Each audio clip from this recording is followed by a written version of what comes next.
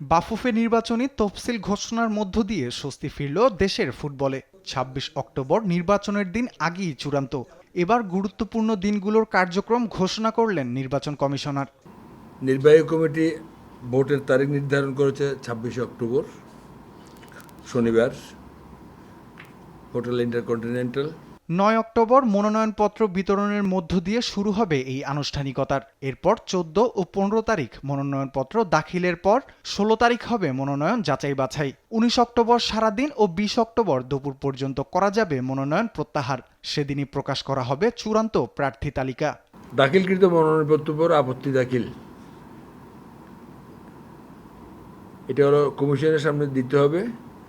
আপত্তি দেওয়ার সময় বিধান আছে যে ৫০,০০০ টাকা আপনার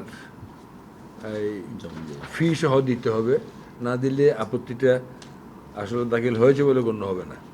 এরপরে মনোনয়নপত্র প্রত্যাহার, সেটা হচ্ছে ১৯ তারিখ সকাল ১১টা থেকে বিকেল ৫টা এবং ২০ তারিখ সকাল ১১টা থেকে বিকেল ২টা,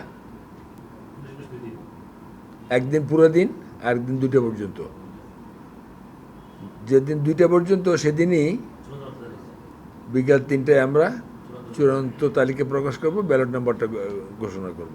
মনোনয়নপত্রের দামেও আনা হয়নি কোনো পরিবর্তন। আগের মতোই সভাপতি পদের জন্য ১ লাখ, সিনিয়র সহসভাপতি পদের জন্য ৭৫,০০০, সহসভাপতি পদের জন্য ৫০,০০০ ও সদস্য পদের জন্য ২৫,০০০ টাকা নির্ধারণ করা হয়েছে। বাংলাদেশের ২৫ থেকে ৭৫ বছর বয়সী যে কোনো নাগরিক নির্বাচনী বিধি মেনে এই নির্বাচনে অংশ নিতে পারবে, তবে আদালতে দণ্ডপ্রাপ্ত হওয়া যাবে না। বয়স হতে হবে কমপক্ষে ২৫, ম্যাক্সিমাম ৭২। ২৫-এর কম না, ৭২-এর বেশি না, এই হলো ১। ২ হলো বাংলাদেশে নিবাসী হতে হবে, বিদেশি নিবাসী হলে হবে না। কোনো আদালত কর্তৃক দণ্ডপ্রাপ্ত, ফৌজদারি মামলায় দণ্ডপ্রাপ্ত হলে হবে না। এবং ফুটবল খেলার সঙ্গে সম্পৃক্ততার প্রমাণ থাকতে হবে। না, যতক্ষণ পর্যন্ত আদালত না আপনাকে দণ্ড না দিচ্ছে, বিচার না করছে, ততক্ষণ পর্যন্ত এটা আমলে নেওয়ার কোনো সুযোগ নেই।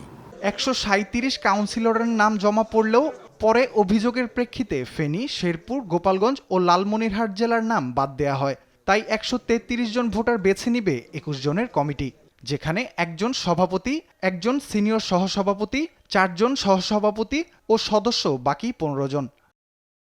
বাফুফে নির্বাচনের প্রচারণাকে কেন্দ্র করে নিষেধাজ্ঞাগুলো স্মরণ করিয়ে দিয়েছেন নির্বাচন কমিশন।